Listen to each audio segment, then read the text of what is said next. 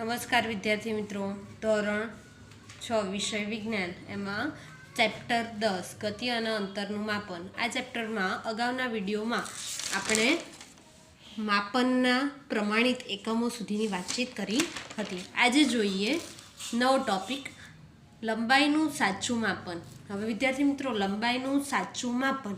હવે લંબાઈ માપવા માટે અગાઉ પણ આપણે જોઈ ગયા કે આપણે શેનો ઉપયોગ કરતા હોઈએ છીએ. લંબાઈ માપવા માટે આપણે ચોક્કસ પ્રકારનું માપન મેળવવા માટે આપણે અગાઉના વિડીયોમાં જોયું હતું કે પહેલાંના સમયમાં લોકો લંબાઈનું માપન મેળવવા માટે અલગ અલગ સાધનોનો ઉપયોગ કરતા હતા. પરંતુ જ્યારે લંબાઈનું માપન માપવા માટેની ચોક્કસ પ્રકારની પદ્ધતિ શોધાઈ, ત્યારબાદ ચોક્કસ પ્રકારના માપનના સાધનોનો પણ ઉપયોગ થયો. તો તે જોઈએ. તો લંબાઈ માપવા માટે આપણે મોટા ભાગે શેનો? મીટર સ્કેલનો ઉપયોગ કરતા હોઈએ છીએ. દરજી માપપટ્ટી, દરજી શેનો ઉપયોગ કરે છે? લંબાઈનું એકમ માપવા માટે, લંબાઈ માપવા માટે શેનો ઉપયોગ કરતા હોય છે? મીટર પટ્ટીનો ઉપયોગ અથવા તો માપપટ્ટીનો ઉપયોગ કરે છે. જ્યારે કપડાના વેપારીઓ એ મીટર પટ્ટીનો ઉપયોગ કરતા હોય છે. આ રીતે જે તે લંબાઈનું ચોક્કસ પ્રકારનું માપન શક્ય બને છે. હવે વિદ્યાર્થી મિત્રો, જ્યારે આપણે કોઈ પણ વસ્તુની લંબાઈ માપીએ છીએ ત્યારે ચોક્કસ પ્રકારની સાવધાની પણ રાખવી અત્યંત જરૂરી છે. તો કઈ પ્રકારની સાવધાની રાખવી જોઈએ? તો તેમાં જોઈએ સૌપ્રથમ ચોક્કસ પ્રકારની 3 પ્રકારની સાવધાની રાખવી જરૂરી છે. તેમાં પ્રથમ જોઈએ ફૂટપટ્ટીને વસ્તુના. હવે આપણે જાણીએ છીએ કે લંબાઈ માપવા માટે આપણે મોટા ભાગે મીટર સ્કેલનો ઉપયોગ કરતા હોઈએ છીએ. હવે મીટર સ્કેલમાં ફૂટપટ્ટીને એટલે કે મીટર સ્કેલ વસ્તુના સંપર્કમાં તેની લંબાઈ અનુસાર રાખવી જોઈએ. એટલે કોઈ પણ વસ્તુનું આપણે માપન માપવું હોય ત્યારે મીટર સ્કેલ જે છે તેને વસ્તુના સંપર્કમાં એટલે વસ્તુ ઉપર મૂકીને લંબાઈનું ચોક્કસ લંબાઈ અનુસાર, જે તે વસ્તુની લંબાઈ છે તે અનુસાર વ્યવસ્થિત રીતે મૂકવી જોઈએ. ત્યારબાદ બીજી કઈ સાવધાની રાખવી જોઈએ? તો જ્યારે ફૂટપટ્ટીના છેડા તૂટેલા હોય, કેટલીક સ્કેલ આપણાથી તેના છેડા તૂટી જાય છે, તો હવે તૂટેલા છેડાવાળી મીટર સ્કેલનો આપણે કઈ રીતે ઉપયોગ કરી શકીએ લંબાઈ માપવા માટે? તો જોઈએ, જ્યારે ફૂટપટ્ટીના છેડા તૂટેલા હોય ત્યારે તેમાં શૂન્યનો આંક તૂટી ગયો હશે, એટલે કે પહેલો આંક હશે તે તૂટી ગયો હશે. તમારી સ્કેલમાં તમે જોઈ શકો છો, જ્યારે છેડા પરના ભાગ તૂટી જાય એટલે 0 હોય એ નીકળી જાય છે, એટલે કે એ તૂટી ગયો હોય. તો 0ના આંકના સ્થાને આપણે જાણીએ છીએ કે 0થી જ શરૂઆત થાય. 0થી શરૂઆત થઈને આપણે મીટર સ્કેલનો ઉપયોગ કરીએ છીએ અને જે તે લંબાઈ આવે, ધારો કે 15 સેમી આવે તો 15 ઉપર જે માપ હોય 0થી લઈને 15 સુધી, એટલે જે તે વસ્તુનું માપ 15 સેમી છે તેમ કહી શકાય. પરંતુ જ્યારે તૂટેલા છેડા હોય ત્યારે વિદ્યાર્થી મિત્રો તેને એ 0ના અંકના સ્થાને બીજો કોઈ પણ પૂર્ણાંકનો ઉપયોગ કરી શકાય છે. એટલે કે આપણે સામાન્ય રીતે નંબર 1 છે એટલે કે 1 સેમીનો ત્યાં ઉપયોગ કરીશું. 0નું સ્થાન તૂટી ગયું છે તો 1ના સ્થાનેથી શરૂઆત કરીશું. એક્ઝામ્પલ લઈને સમજીએ એટલે વધારે ક્લિયર થશે. એક છેડાનું અવલોકન 1 સેમી છે. કોઈ પણ વસ્તુ લીધી તેના એક છેડાનું અવલોકન 0 તો છે જ નહીં, એટલે 1થી મૂક્યું આપણે, એટલે 1 સેમી છે. અને બીજા છેડાનું અવલોકન ધારો કે 14.3, એટલે 14ની ઉપર નાના 3 કાપા આપણે જાણીએ છીએ તો એને 14.3 કહેવાય, એટલે 14.3 સેમી છે. તો આથી જે તે વસ્તુની ચોક્કસ લંબાઈ, હવે 0 તો કપાઈ ગયો છે તો આપણે શું સાવધાની રાખીશું? 14.3 જે માપ આવ્યું 1થી લઈને 14.3 સુધી આવ્યું તો વસ્તુની ચોક્કસ, આથી તે વસ્તુની લંબાઈ કેટલી થશે? 14.3. હવે 14.3 ક્યાંથી આવ્યા છે? 1 સેમીથી લઈને 14.3, એટલે કે તે વસ્તુની ચોક્કસ લંબાઈ કેટલી થશે? 14.3 માઇનસ 1.0, કારણ કે આપણે 1 સેમીથી શરૂઆત કરી છે એટલે 14.3માંથી 1 બાદ કરીએ તો વસ્તુની મૂળ લંબાઈ કેટલી થશે? 13.3 સેમી થશે. માટે જ્યારે તૂટેલી સ્કેલ હોય ત્યારે આ રીતે વસ્તુની લંબાઈ માપી શકાય છે. ત્યારબાદ જોઈએ ત્રીજી કઈ સાવધાની રાખવાની છે. તો આપણે માપ લેતી વખતે જ્યારે કોઈ પણ વસ્તુનું વિદ્યાર્થી મિત્રો આપણે માપ લઈએ છીએ ત્યારે માપ લેતી વખતે આંખની સાચી સ્થિતિ પણ જરૂરી છે.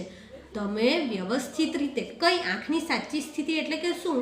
તો આંખની સાચી સ્થિતિ એટલે કે તમારી આંખ જે બિંદુનું માપ લેવાનું છે, ચોક્કસ જે બિંદુથી માપની શરૂઆત કરવાની છે તે બિંદુના માપ આગળ જ તેની બરાબર સામે જ તમારી આંખ હોવી જોઈએ. તો જ તે બિંદુનું ચોક્કસ માપ આપણે લઈ શકીશું. બાકી તમે જો તે બિંદુની બરાબર વચ્ચે તમારી આંખ નહીં હોય એટલે કે તેની બરાબર સામે તમારી આંખ નહીં હોય તો તમે ત્રાસી દિશામાંથી જોશો તો તેનું માપ કંઈક મીટર સ્કેલ પર અલગ જ દેખાશે. માટે આ સાવધાની પણ રાખવી ખૂબ જ જરૂરી છે. એટલે કે આંખની સ્થિતિ પણ ખૂબ જ જરૂરી છે કે આંખ તમારે જે તે બિંદુનું માપ લેવાનું છે તેની બરાબર સામે જ આંખ હોવી જોઈએ. આમ આ 3 બાબતોને લંબાઈ, કોઈ પણ વસ્તુની લંબાઈ માપતી વખતે આ 3 બાબતો એટલે કે ફૂટપટ્ટીને વસ્તુના સંપર્કમાં રાખવી, જ્યારે તૂટેલી હોય ત્યારે 1 નંબરથી લઈએ આપણે તો જે તે માપ હોય તેમાંથી 1 સેમી બાદ કરીને તેની ચોક્કસ લંબાઈ માપવી અને માપ લેતી વખતે આંખની સાચી સ્થિતિ પણ જરૂરી છે. આ 3 બાબતોને ખાસ ધ્યાનમાં રાખવી જોઈએ. હવે ત્યારબાદ જોઈએ વક્ર રેખાની લંબાઈ માપવી.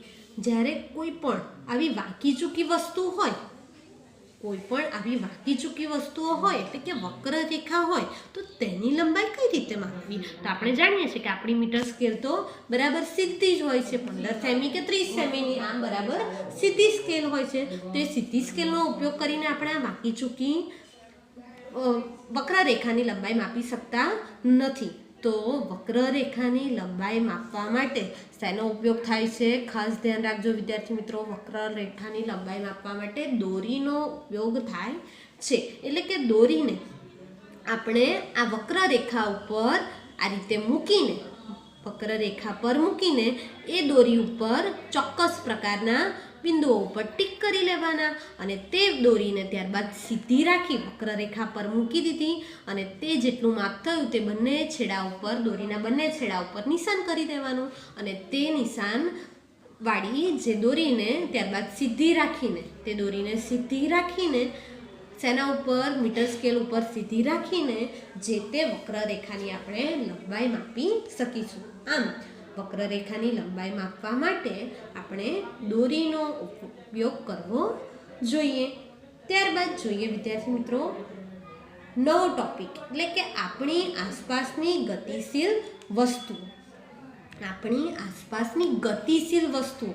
તો સૌપ્રથમ ગતિશીલ વસ્તુઓ કોને કહેવાય? તો કોઈ વસ્તુ જ્યારે અન્ય સ્થિર વસ્તુની સાપેક્ષમાં પોતાનું સ્થાન બદલે છે એટલે કે એક જગ્યાએથી બીજી જગ્યાએ જાય છે, કોની સાપેક્ષમાં? અન્ય સ્થિર વસ્તુની સાપેક્ષમાં તે પોતાનું સ્થાન બદલે છે ત્યારે તે વસ્તુ ગતિમાં છે તેમ કહેવાય. એટલે કે જો આપણે રેલવે સ્ટેશન પર ઊભા હોઈએ તો આપણે જો સ્થિર ઊભા હોઈએ તો જ્યારે ટ્રેન ચાલે છે તો ટ્રેન કેવી કહેવાય? ગતિમાં છે તેમ કહેવાય. એટલે કે ટ્રેન ગતિશીલ વસ્તુ છે તેમ કહી શકાય કોઈ અન્ય સ્થિર વસ્તુની સાપેક્ષમાં. એટલે આપણે સ્થિર ઊભા હોઈએ તો આપણી સાપેક્ષમાં ટ્રેન એ ગતિશીલ વસ્તુ છે તેમ કહી શકાય. હવે સ્થિર વસ્તુઓ અને કેટલીક ગતિશીલ વસ્તુઓ જોઈએ તો ઘર એ સ્થિર વસ્તુ છે, જ્યારે ઉડતી ચકલી એ ગતિશીલ વસ્તુ છે. એ જ રીતે ટેબલ સ્થિર મૂકેલું હોય તો ઘડિયાળના સેકન્ડનો કાંટો આપણે જાણીએ છીએ કેવી વસ્તુ છે? ગતિશીલ વસ્તુ છે. ત્યારબાદ ચેપ્ટરનો અન્ય ટોપિક એટલે કે ગતિના પ્રકાર. છેલ્લો ટોપિક છે ગતિના પ્રકાર. સૌપ્રથમ ગતિ એટલે શું? ગતિની વ્યાખ્યા જાણીએ. સમયની સાથે સ્થિતિમાં થતા ફેરફારને વિદ્યાર્થી મિત્રો ગતિ કહે છે. સમયની સાથે કોઈ પણ વસ્તુ એક સ્થાનેથી બીજા સ્થાને જાય એટલે કે તેની સ્થિતિમાં ફેરફાર થાય તો તેને ગતિમાં છે, તે વસ્તુ ગતિમાં છે તેમ કહેવાય. આમ સમયની સાથે સ્થિતિમાં થતા ફેરફારને ગતિ પણ કહે છે. આ થઈ ગતિની વ્યાખ્યા. હવે જોઈએ ગતિના વિવિધ પ્રકારો. ગતિના મુખ્ય 3 પ્રકારો છે. એમાં પહેલો પ્રકાર જોઈએ, શું કહેવાશે? સુરેખ ગતિ. હવે સુરેખ ગતિ કોને કહેવાય?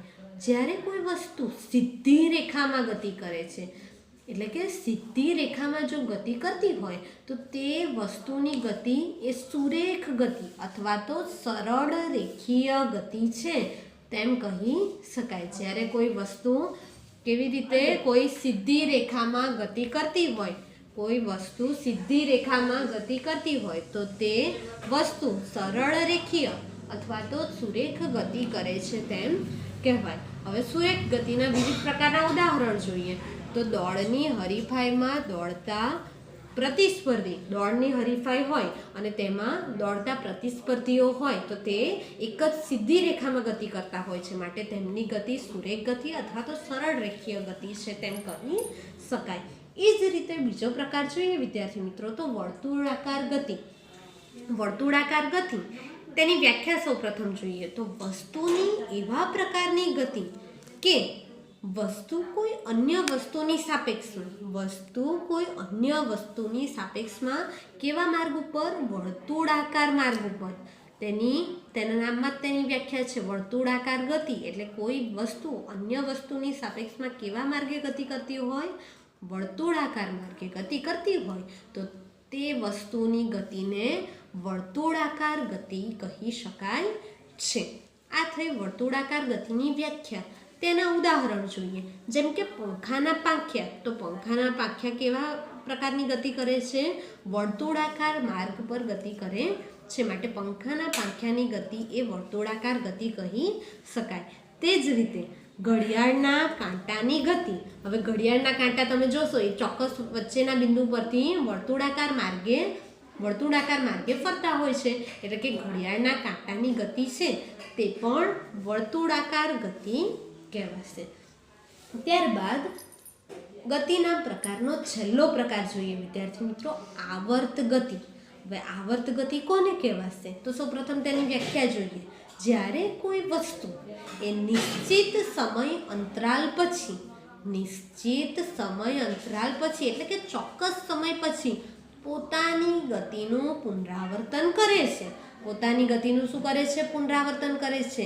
એટલે કોઈ પણ વસ્તુ જેમ કે ઘડિયાળનું લોલક એ ચોક્કસ સમય અંતરાલ પછી પોતાની ગતિનું શું કરે છે? પુનરાવર્તન કરે છે. અહીંયાથી અહીંયા અને અહીંયાથી પાછું અહીંયા, એટલે કે તેની ગતિનું શું કરતું હોય છે? પુનરાવર્તન કરતું હોય છે. તો તેવી વસ્તુની ગતિને આવર્ત ગતિ કહે છે. ફરીથી વ્યાખ્યા જોઈએ. નિશ્ચિત સમય અંતરાલ પછી, ખાસ વ્યાખ્યા પૂછાય એવી છે એક્ઝામમાં, નિશ્ચિત સમય અંતરાલ પછી વસ્તુ એ પોતાની ગતિનું શું કરતું હોય છે? પુનરાવર્તન કરતું હોય છે. તો તેવી વસ્તુની ગતિને કેવી કહેવાશે?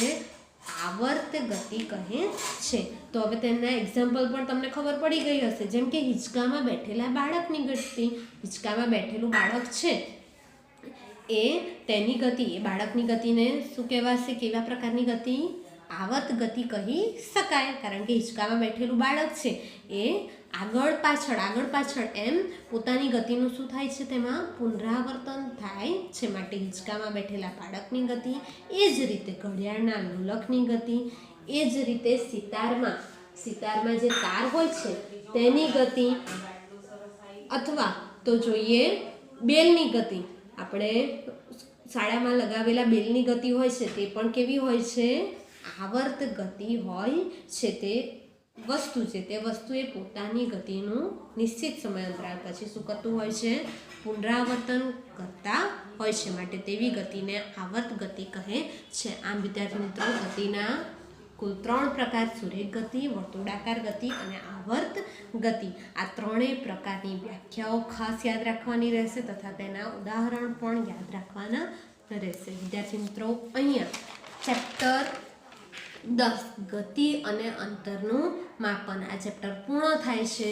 તમારે તમારી નોટબુકમાં ચેપ્ટરનું ટાઇટલ લખીને જે અગત્યના મુદ્દાની PDF મોકલીશ તે લખી લેવાના રહેશે, અને અગત્યના મુદ્દા નોટમાં ફરજિયાત લખવાના રહેશે. અને ત્યારબાદ જ તમારે જે સ્વાધ્યાયની PDF આવે તે સ્વાધ્યાયની PDF અગત્યના મુદ્દા બાદ જ લખવાની રહેશે. કેટલાક વિદ્યાર્થીઓની જે નોટબુક તપાસવા શાળામાં મોકલી હતી તેમાં કેટલાક વિદ્યાર્થીઓએ અગત્યના મુદ્દા નોટબુકમાં લખેલા નથી. અગત્યના મુદ્દા નોટબુકમાં લખવા ફરજિયાત છે. એટલે અગત્યના મુદ્દા લખ્યા બાદ જ ચેપ્ટરમાં સૌપ્રથમ અગત્યના મુદ્દા લખવાના, ત્યારબાદ જ ચેપ્ટરનું સ્વાધ્યાય જે મોકલીએ છીએ તે લખવાનું રહેશે અને ત્યારબાદ સ્વાધ્યાય પોથીના પ્રશ્નોના જવાબ લખવાના રહેશે.